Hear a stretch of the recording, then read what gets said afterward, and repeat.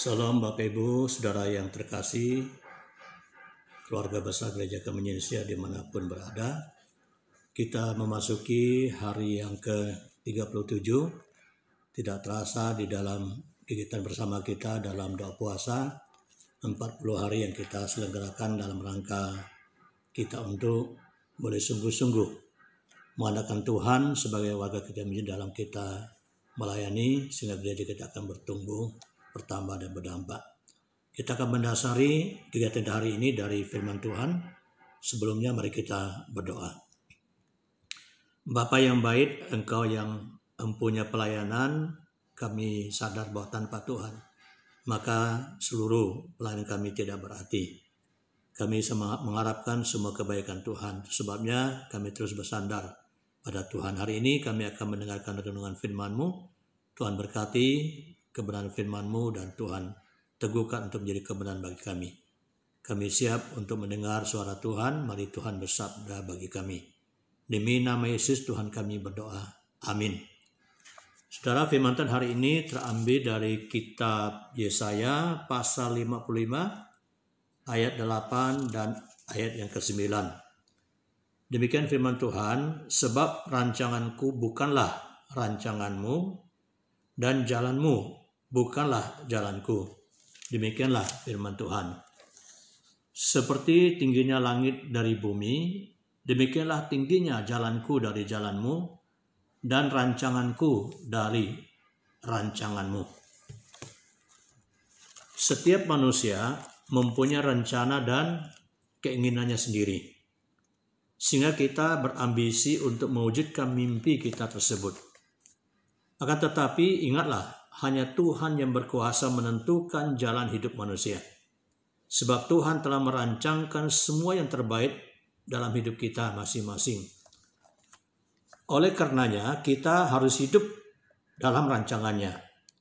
Hanya rancangan Tuhan sajalah yang terbaik serta sempurna. Dalam Yesaya 29 ayat 11 mengatakan, Tuhan merancang hari depan yang indah dan penuh pengharapan. Oleh karenanya kita harus meyakini akan rancangannya yang indah dan hidup dalam rencana Tuhan. Karena rancangan Tuhan pasti lebih indah daripada rancangan manusia.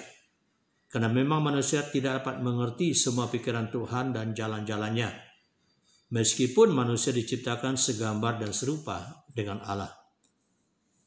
Apalagi setelah manusia jatuh ke dalam dosa, itulah sebabnya Kristus diutus ke bumi untuk menyelamatkan manusia, sehingga manusia dikembalikan kepada rancangannya semula, segambar dengan Allah atau menjadi anak Allah.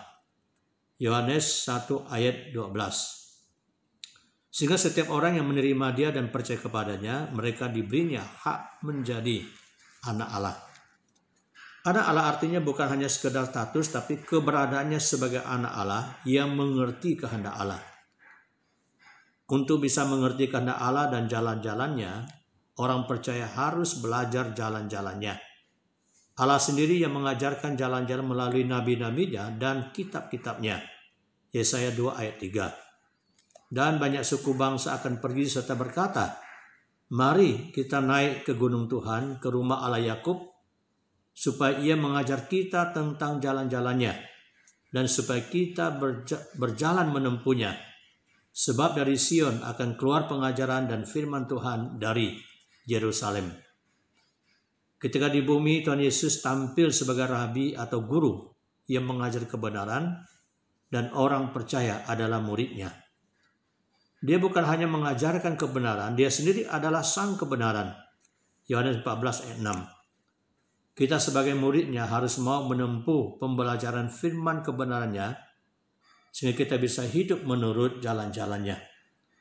Inilah satu-satunya agenda hidup kita di bumi ini, sehingga eksistensi kita sebagai anak Allah benar-benar menjadi anak Allah yang berkenan kepada Allah Bapa.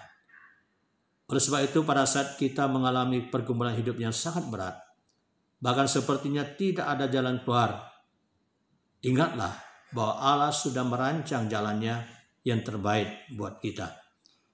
Jangan putus asa dan jangan menyerah dalam menghadapi segala persoalan. Karena rancangan Tuhan buat masa depan kita selalu yang terbaik.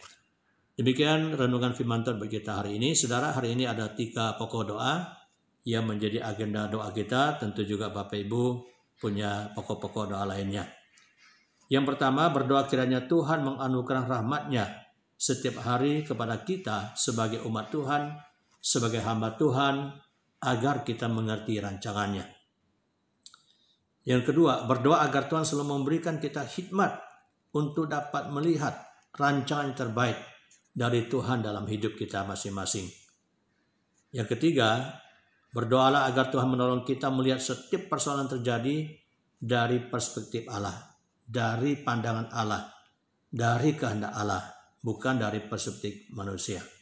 Tuhan memberkati kita, mari kita mensyukuri firman Tuhan. Bapa, kami bersyukur untuk kebenaran firman-Mu yang mengajar kami bahwa rancangan Tuhan adalah rancangan yang terbaik. Ajar kami sebagai hamba-hamba-Mu, sebagai umat-Mu, sebagai warga gereja kami Indonesia dimanapun berada, supaya kami menjadi umat yang sentiasa berpaut kepada Tuhan, mau belajar jalan-jalan Tuhan, dan siap untuk dididik Tuhan. Tuntun kami supaya kami mengerti setiap kehendak Tuhan dalam situasi apapun yang kami lalui, baik itu senang dan susah, baik itu suka dan duka. Terima kasih Tuhan. Kami syukur atas kebenaran firman-Mu, dalam nama Yesus kami berdoa. Amin.